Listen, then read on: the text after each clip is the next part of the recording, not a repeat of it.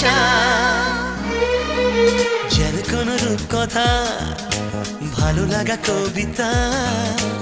আমি জানি সেই আমার